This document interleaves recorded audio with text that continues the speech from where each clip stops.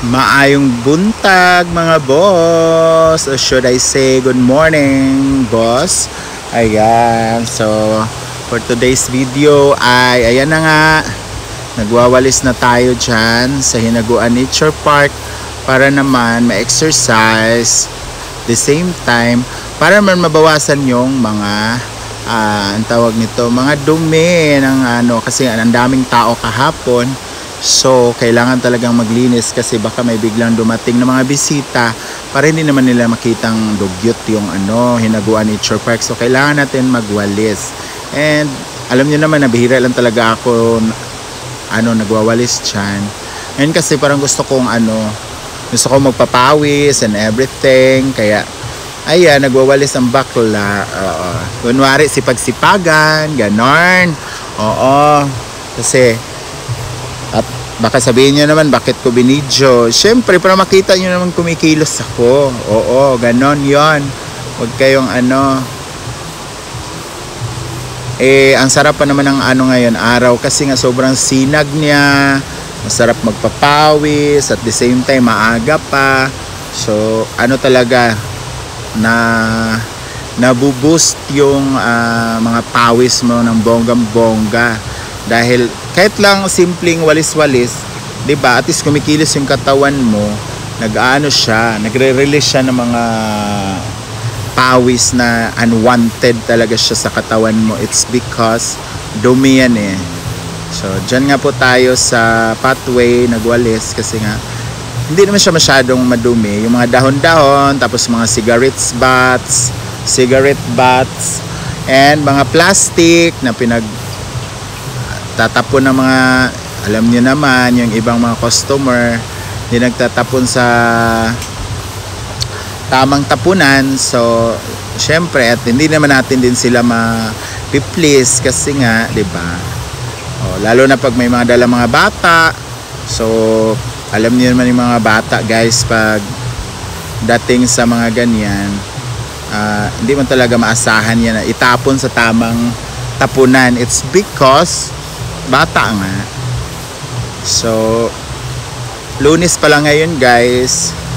So, another day, another content day na naman. So, sa pagwawalis, guys, meron ka ng content, meron ka pang na-exercise pa yung katawan mo, at the same time, nalilinis mo pa yung paligid. O, diba? Kunwari nga talaga, masipag-sipag, ganon-ganon. Diyos ko, kala mo naman talaga ang sipag-sipag. And dito naman banda, guys, kagabi dito naka-check-in yung nag-overnight. Oo, so marami sila, so marami ring basura kasi nga nagiinom sila dyan. So hindi mo talaga maalis sa customer na pag umalis hindi na nila malinis lahat. So siguro yung nakikita lang nila ng mga bote-bote, yun lang yung inaalis nila, pero the rest pinapabayaan na nila yan dyan. Oo, syempre sayang din naman yung nagbabayad, yung binayad siguro, yun siguro yung iniisip nila na magbabayad naman sila, ba't sila maglilinis, pero which is not good. Oo.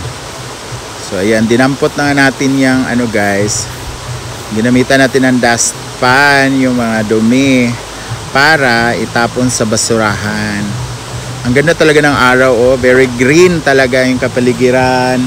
Very refreshing sa mata, very hayahay, although mainit, pero pa naman to tawag nito, vitamins pa. Oo, kasi nga morning pa, so hindi mo pa siya matatawag na makakanser ka sa sa balat, kasi nga pa siya morning pa. So naalala ko talaga before, guys, na namamasukan pa ako nung nag-working student ako. Diyos ko, gumigising talaga ako alas 4 ng madaling araw.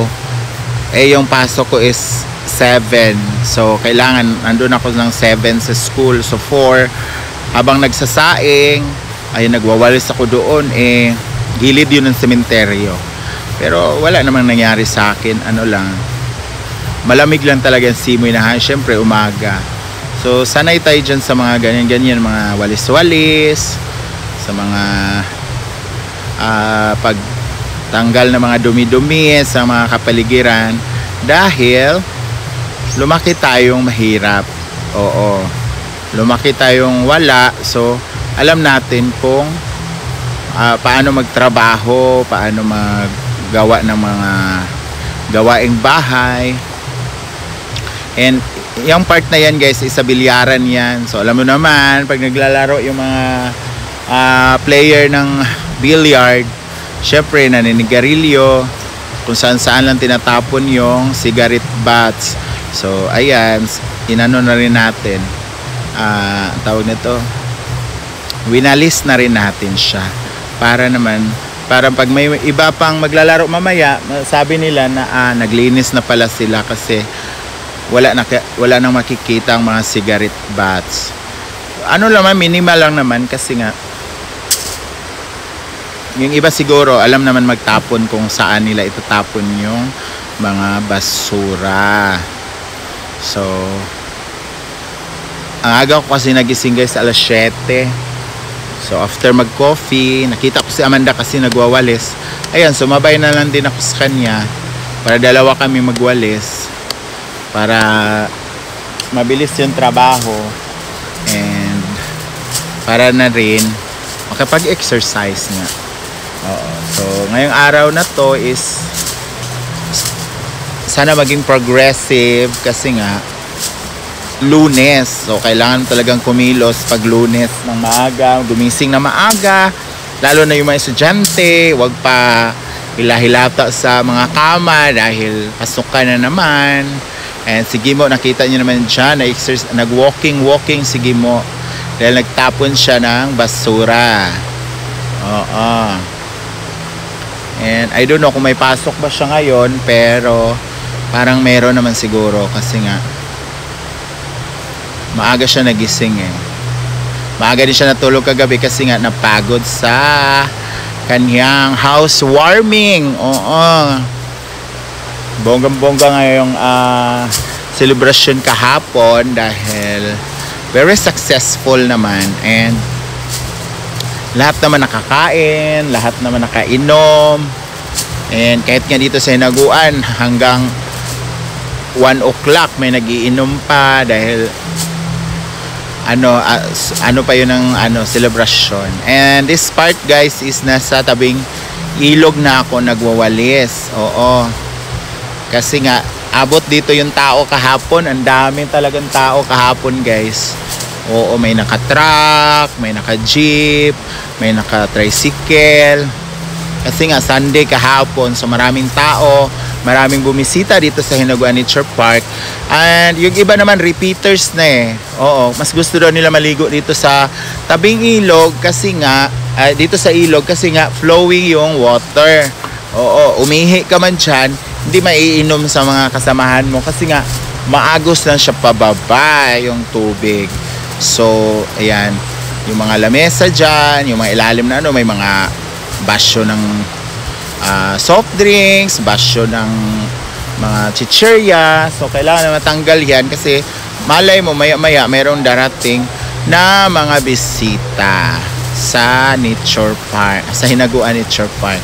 So, parang feeling ko dyan, ang payat-payat ko na kasi tingnan mo na yung likod ko, parang tadtaran sa merkado, pero laban bayot. Oo, laban lang, walang titigil, walang ihinto dahil pag ihinto ka, wala ka.